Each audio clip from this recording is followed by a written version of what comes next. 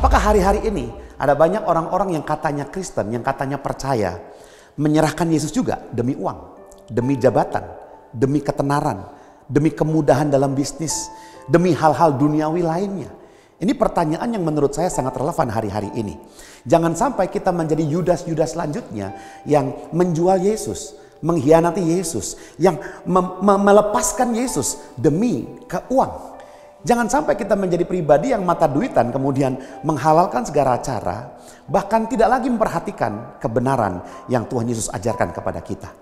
Firman Tuhan di Markus pasal 14 ayat 10-11 dikatakan, "Lalu pergilah Yudas Iskariot, salah seorang dari ke-12 murid itu, kepada imam-imam kepala dengan maksud untuk menyerahkan Yesus kepada mereka.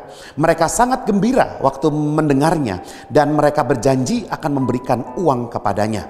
Kemudian ia mencari kesempatan yang baik untuk menyerahkan Yesus." Ada 3 poin penting yang saya mau sampaikan dari ayat ini. Yang pertama, Yudas adalah murid Kristus. Maka kita hari ini sebagai murid Kristus, kita perlu berhati-hati.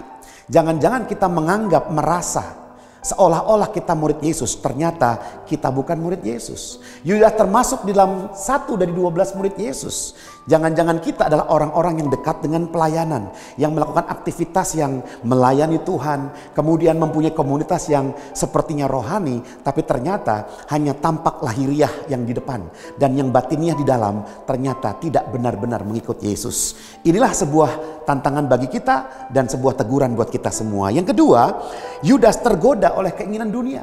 Maka kita perlu berhati-hati dengan keinginan yang ada di sekitar kita. Jangan sampai keinginan itu akhirnya membawa kita justru menjual Yesus demi memenuhi nafsu kita. Dan yang ketiga, Yudas akhirnya kalah dengan godaan dan dia menyerahkan Yesus. Mari Bapak Ibu Saudara, kita bangun manusia batiniah kita supaya kita tetap teguh dalam kebenaran, melakukan kebenaran sebagai orang yang benar dan tidak pernah menukarkan Yesus dengan apapun. God bless you all.